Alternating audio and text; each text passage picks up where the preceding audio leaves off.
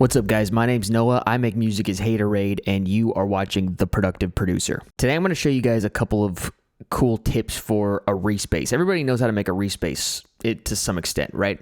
Well, there's a lot of different ways you can do it, and I'm going to show you a couple of really cool ways to make sort of a modern, really grimy Reese bass in the style of a lot of drum and bass artists right now, and some dubstep artists as well. So let's start with the first tip. The first tip is not using so many voices. So I've got a patch right here, and most of the time people will, when they make a Reese bass, they'll just jack up the unison right here and use just one saw wave, which isn't bad. If we go down to 2 voices and then add in a sine wave in between here, it kind of gives it that phasey, noisy sound that we're looking for. And I don't know, I just kind of like that one better. A couple of ways you can get a really cool texture. I mean, most people just use the distortion, maybe some multi-band OTT, and call it a day, which is fine. It's fine to do that too. But you can also add the phaser, turn the rate down, turn the depth down, turn the frequency down. And I like to take the envelope and map it to the feedback so I don't get any ringing sound when the note stops playing. And then add a little bit of a high shelf bump here, and then add a notch filter and automate that to be just sort of cycling through as the note plays. It kind of gives that grimy texture. Like without those things,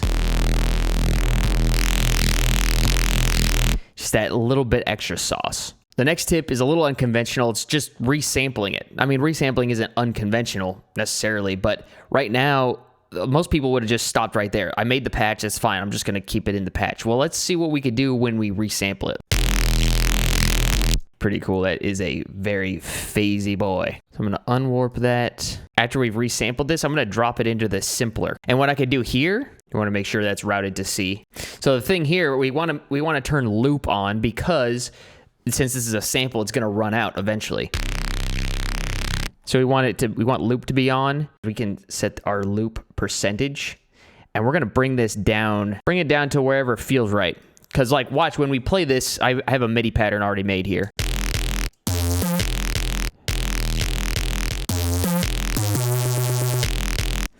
Sounds kind of cool. Let's crossfade that a little bit.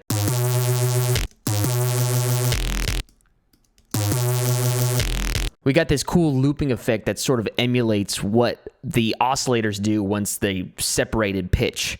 So we get, but we're not done. Like right here, these high notes here don't really sound right. So let's start distorting it a little bit. Grab a saturator, turn it up, and let's throw an amp on there. We're gonna switch it to dual because we want to keep that stereo sound on.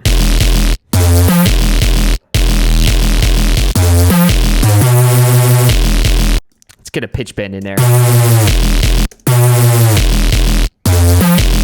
This is sounding pretty good. We're gonna put an auto filter on here, and we're gonna turn up the amount and the rate a little bit, and have the we're gonna switch that to a 12 dB cut instead of a 24, because we don't want it too drastic. But we'll have this filter be moving around slightly in the, like, probably, yeah, between 500 and 1000 hertz. That'll give it that phasey Reese bass sound. One thing you'll want to do too is check the phase.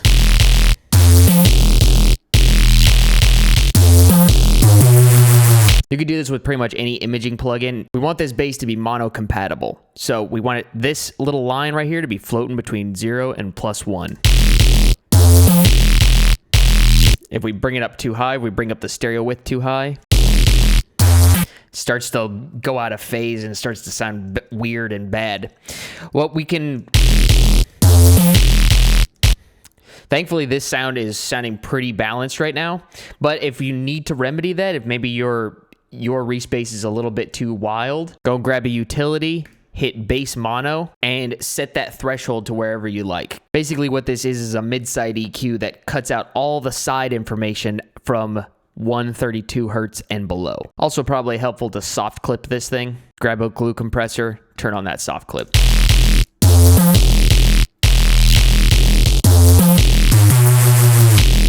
I hope you guys enjoyed the video. Remember, I got a free finishing music checklist in the description of this video. If you have trouble finishing music, if you really have a hard time trying to finish your songs, go grab that checklist. I'm sure it'll help you out. Filled with a bunch of tricks that I've used over the years to help me get better at finishing music faster.